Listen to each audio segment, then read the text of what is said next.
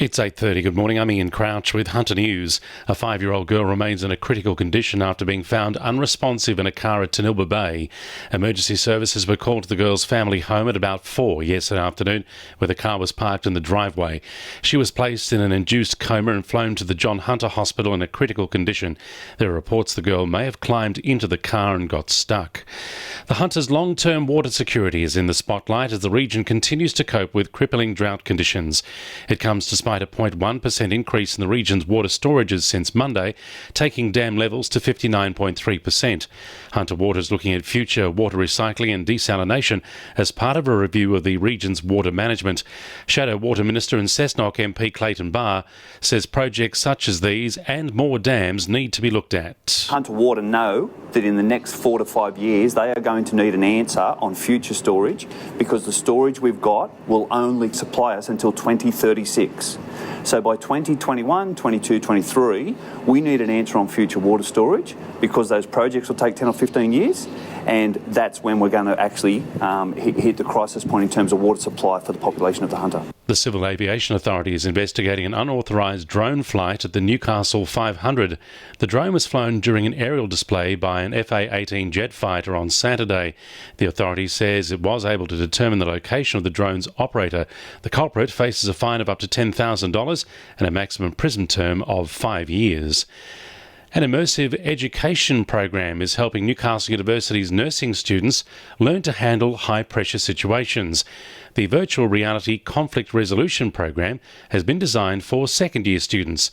It replicates an emergency room setting and asks students to deal with an avatar named Angry Stan as he becomes increasingly agitated in the search for his admitted friend.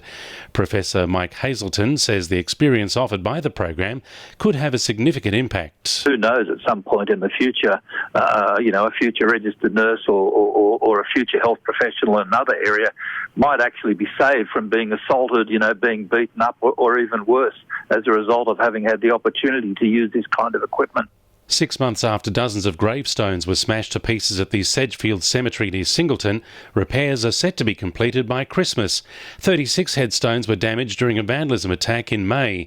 Singleton Mayor Sue Moore says the cost has been covered by donations to the Mayoral Relief Fund. There was some money already in the Mayoral Relief Fund, and then we drew in donations. I think there's about $25,000 that came in through donations that were actually able to support those repairs. So I think the repairs probably were somewhere in the vicinity a little bit over $30,000. 2NURFM Sport. Charlestown golfer Andrew Dote hopes to make the most of his late entry in the $400,000 New South Wales Open at Twin Creeks tomorrow.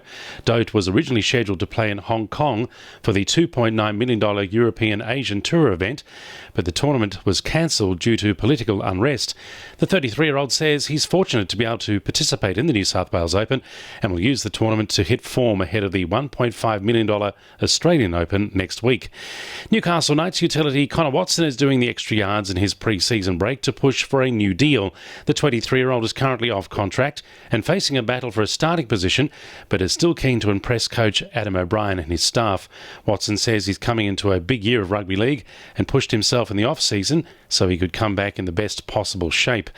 And Hamilton Olympic will now be known as Newcastle Olympic after the Northern NPL club returned to their original name. The club announced the change back after the move of Newcastle Jets youth teams from the Northern New South Wales NPL to the New South Wales NPL. And the winning numbers in Oz Lotto are 2, 26, 1, 9, 8, 42 and 35, and the supplementaries are 3 and 27. 2NURFM News Time, 26 to 9.